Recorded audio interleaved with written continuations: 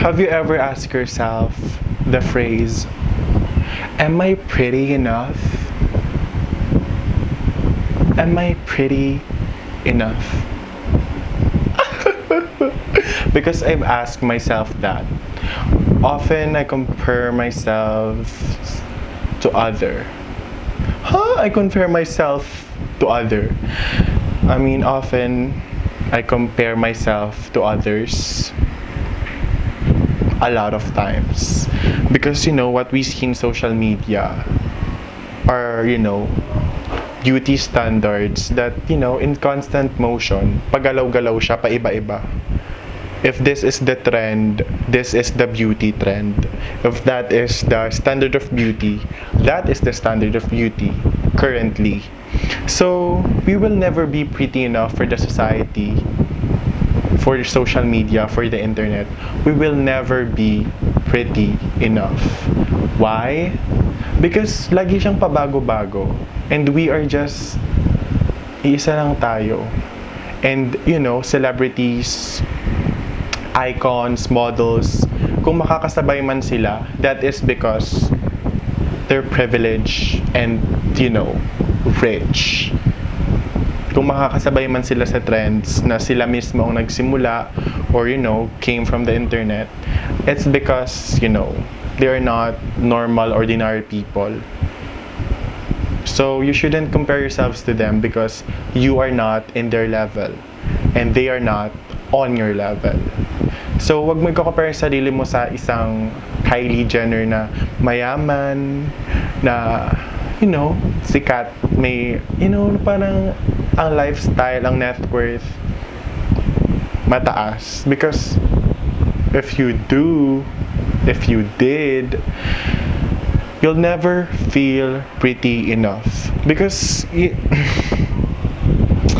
social media is tricking you that you should be pretty, but you will never be enough.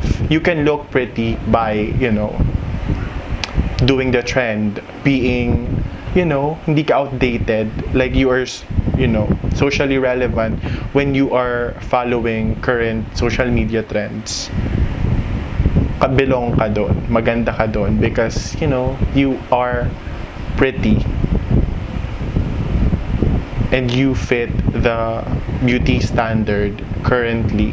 Because pabago-bago kasi siya. Throughout history, tribes in Africa consider, thick or, voluptuous women pretty. And women with, yung necks nila mahaba. That is what they consider pretty. In the outside world, pabago-bago din. Dahil dati, ang type ng mga lalaki matataba or, may katawan na mga babae. Tapos, nagbago. Basta, pabago-bago yan. And, if you ask yourself, am I pretty enough? You'll never be pretty enough for society, but you can be pretty enough for yourself. Yeah, that is the main message here, people. That when you keep comparing yourself to others, you will never feel pretty enough.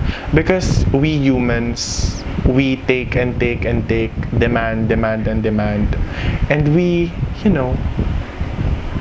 we try and try and try until we feel like we belong, we feel like we fit a certain category, we feel like we're beautiful. Because who doesn't want to feel beautiful? Who doesn't? But we need to stop asking for validation through likes, comments, followers, friends on social media that stop asking validations from strangers because they are merely strangers. Okay? Don't, let their likes and comments and hearts and cares and ha-has, define you because you should define yourself. I have a video called Self-Definition. Let's Normalize series, and if you want to watch it, watch it. Yeah. Excuse me. And yeah, if you ever find yourself asking the question, am I pretty enough? No, you'll never be pretty enough for other people, but you can be pretty enough for yourself. How, you may ask? By just accepting yourself. It's not easy. It's not easy to accept yourself. Especially me, I struggled a lot because people pointed out the things that I hated the most about myself. No. When people pointed out the things in myself that I never hated before, or the things I haven't noticed, that is when I started hating those parts of myself. Because it was pointed out, it was criticized, it was scrutinized. I was like, ugly, ugly, ugly. Other people was like that. That is so ill. That is so not in. That is so like that. When people around you are just like that, you'll start hating yourselves, and they start feeling better because they'll think that after they shame you, their lives will be better than yours. They will be better than you. And that might be true, but that is only temporary. So yeah, it's hard to accept yourself, but you can. If you want to, you can. No one's gonna stop you. No one. No one. No one. No one is getting the way of what I'm feeling. Hindi ko alam kung tama yung lyrics, but you get the point. No one, okay? No one can touch you, no one can hurt you if you don't let them hurt you. And yeah, you're worth it.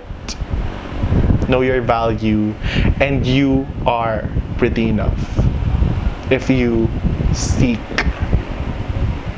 that level of prettiness and standards of yourself. Parang sa'yo nanggagaling. Maganda ba to? Oo, maganda yan. Maganda yan sa'yo. Like that kind of vibes. And so yeah, bye! Bye! Landi ko. But I love it. Bye!